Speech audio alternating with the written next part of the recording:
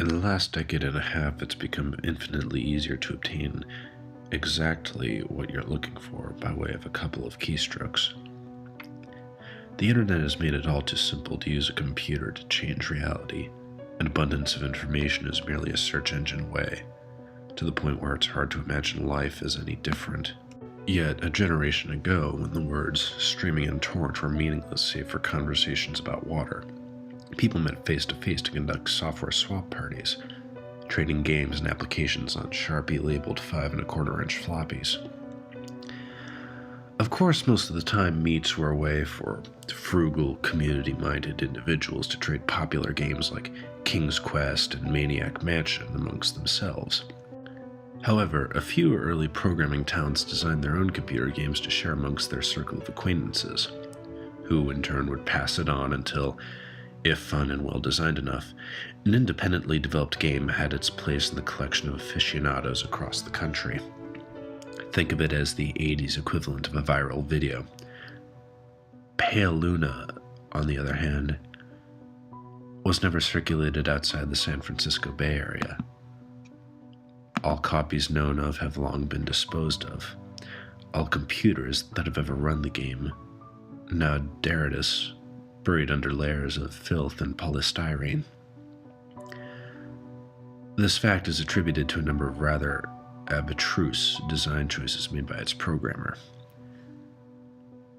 Pale Luna was a text adventure in the vein of Zork and the Lurking Horror, at a time when said genre was swiftly going out of fashion.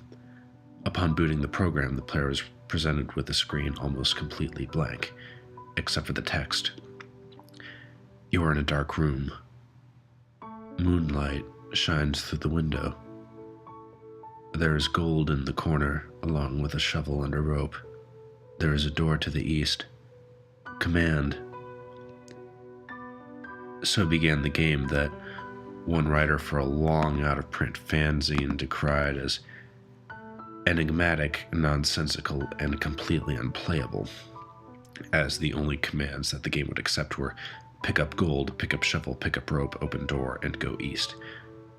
The player was soon presented with the following. Reap your reward. Pale Luna smiles at you. You are in a forest. There are paths to the north, west, and east. Command. What quickly infuriated the few who've played the game was the confusing and buggy nature of the second screen onward. Only one of the directional decisions would be the correct one.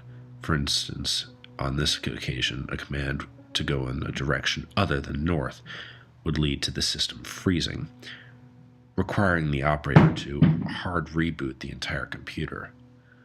Further, any subsequent screens seemed to merely repeat the above text, with the difference being the only directions available.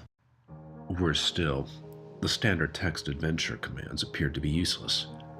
The only accepted non-movement related prompts were use gold, which caused the game to display the message, not here. Use shovel, which brought up, not now. And use rope, which prompted the text, you've already used this.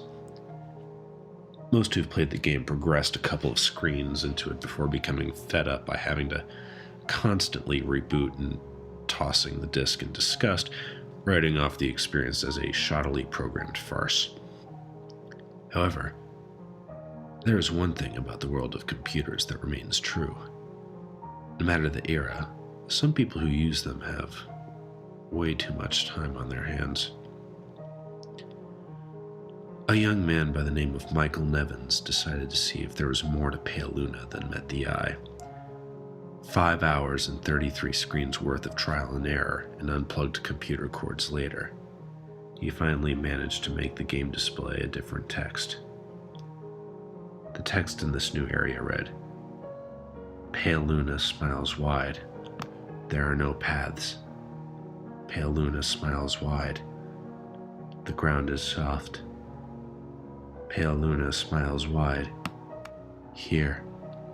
Command. It was another hour still before Nevins stumbled upon the proper combination of phrases to make the game progress any further. Dig hole, drop gold, then fill hole.